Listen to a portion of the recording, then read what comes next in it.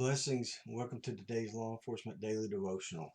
Uh, I just jumped up, read this morning, and wanted to get right into it. So forgive the appearance, but the word's more important than my appearance. So let's get into today. Today's read was First Chronicles chapters 22 through 24. I hope you read up on this.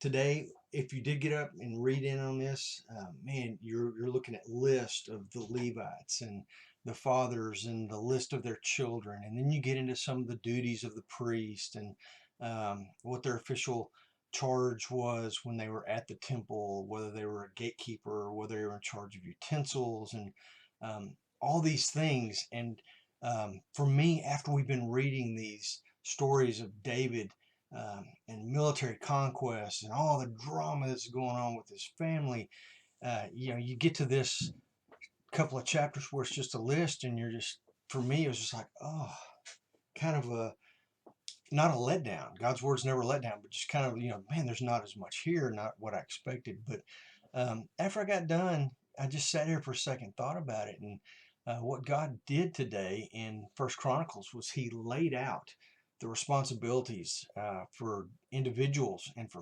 families and for groups. And it shows that God is very involved in the details and very involved in the planning.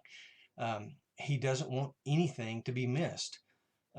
Growing up, I always heard this saying that you didn't have to brush all your teeth, just the ones you wanted to keep. Well, I want to keep them all. So being very detailed in brushing your teeth and make sure every one of them gets attention is very important. Just like every part of temple service is very important. So I equate this to our departments and the rank structure we have in our departments. God is very involved in the details. He's very involved in the personnel and their responsibilities, and God will put people in place where He wants them. Now, from a flesh standpoint, I may not necessarily agree with that, but that's not my decision to make. That's God's. So we've got to be very careful of that, and we have to continue to pray for our leaders, as we've seen in the studies over the last couple of months. That's hugely important that we do our part in praying for our leaders and pray for our departments. So it wound up being a great takeaway from today. I hope you read ahead and that you get the same thing out of it. And if you didn't, go back and read it, take a look and see what you think. Tomorrow's read, we're going to jump into Psalm, and we're going to read Psalm 30.